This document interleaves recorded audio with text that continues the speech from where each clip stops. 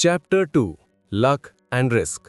सोचिए, दो लोग हैं, दोनों इक्वली स्मार्ट हैं, दोनों इक्वली हार्ड वर्किंग हैं, दोनों सेम बिजनेस शुरू करते हैं।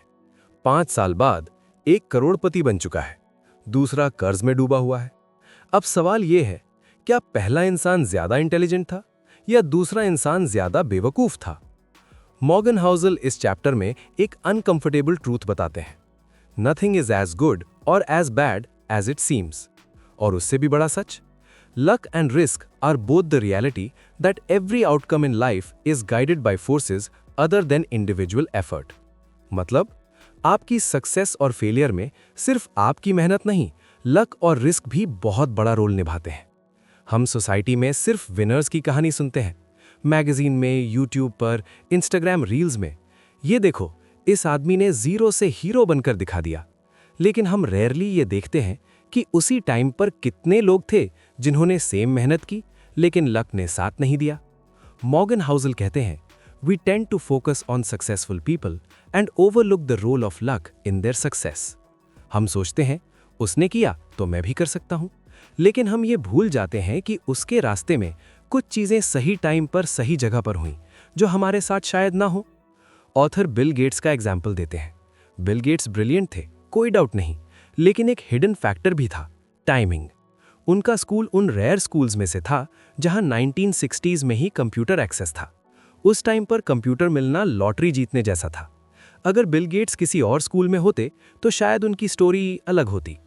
मॉर्गन हाउसल साफ कहते हैं, Bill Gates was exceptionally smart and ambitious, but he was also extremely lucky. इसका मतलब ये नहीं कि उनकी मेहनत बेकार थी, इसका मतलब ये है कि मेहनत प्लस सही समय प्लस सही जगह इज इक्वल टू बड़ा आउटकम। लक और रिस्क एक ही कॉइन के दो साइड हैं। जहां लक किसी को ऊपर उठा सकता है, वहीं रिस्क किसी को नीचे गिरा सकता है, बिना वार्निंग के।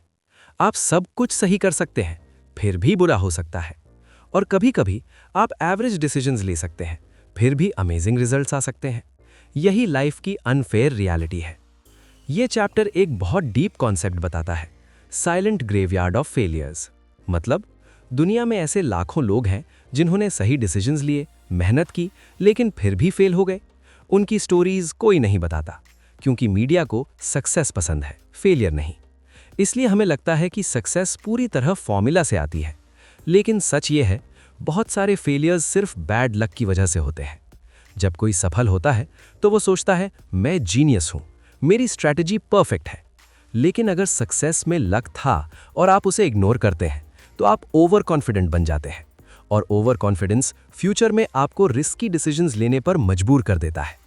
मॉर्गन हाउसल का वार्निंग बहुत क्लियर है, the person who risks the most can easily have the most luck. और प्रॉब्लम यह है, हम लक को स्किल समझ लेते हैं। रिस्क अक्सर इनविजिबल होता है। जब सब अच्छा चल रहा होता है, रिस्क छुपा रहता है।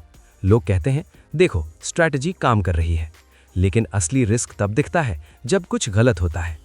2008 का फाइनेंशियल क्राइसिस, लोग सालों तक सोचते रहे कि सिस्टम स्ट्रांग है, फिर एक दिन सब कोलैप्स हो गया।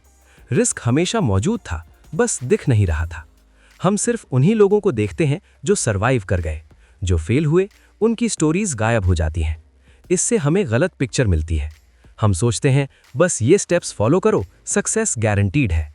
लेकिन रियलिटी में उसी रास्ते पर बहुत लोग गिर भी चुके होते हैं। मॉर्गन हाउसल बार बार एक बात कहते हैं, survival is the only thing that matters. मतलब, आपको हर साल सबसे ज्यादा रिटर्न कमाने की जरूरत नहीं, आपको बस गेम में बने रहना है। जो इंसान सर्वाइव करता है, उसी को फ्यूचर लक मिलने का चांस मिलता है। अगर आप एक बैड ईयर में ही बाहर हो गए तो आपके लिए फ्यूचर खत्म। इस चैप्टर का सबसे पावरफुल लेसन है ह्यूमिलिटी। मान लो आप सफल हो गए, तो ये मत सोचो कि सब कुछ आपकी इंटेलिजेंस की वजह से हुआ। और अगर आप फेल हो गए तो खुद को यूजलेस मत समझो, क्योंकि the line between bold and reckless can be thin. और luck and risk are both realities that can never be fully separated from outcomes. मान लीजिए 2020 में किसी ने स्टॉक मार्केट में इन्वेस्ट किया। कोविड क्रैश के बाद मार्केट तेजी से ऊपर गया। उस इंसान ने बहुत पैसा बना लिया। अब वो बोलेगा, मैं एक्सपर्ट हूं। लेकिन सच ये भी है, उसने एक रेयर हिस्टोरिक रिकवरी का फायदा लिया। अब सोचिए, कोई 2007 में मार्केट में एंटर हुआ, 2008 क्रैश आया, उसका पैसा हाफ हो गया। क्या दूसरा इंसान बेवकूफ था? नहीं, उसका टाइमिंग अनलकी था।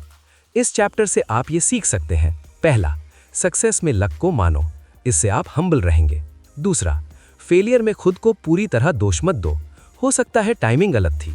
तीसरा, रिस्क को हमेशा मान कर चलो, जो दिख नहीं रहा वो भी रियल है। चौथा, गेम में टिके रहो, सर्वाइवल इज बिग विंस। मेहनत जरूरी है, लेकिन सिर्फ मेहनत ही सब कुछ नहीं, किस्मत और जोखिम दोनों आपकी कहानी का हिस्सा है, चाहे आप माने या ना माने। अगर आज आप किसी सक्सेसफुल इंसान को देखकर खुद को छोटा समझते हैं, तो याद रखिए, आप उसकी पूरी स्टोरी नहीं जानते।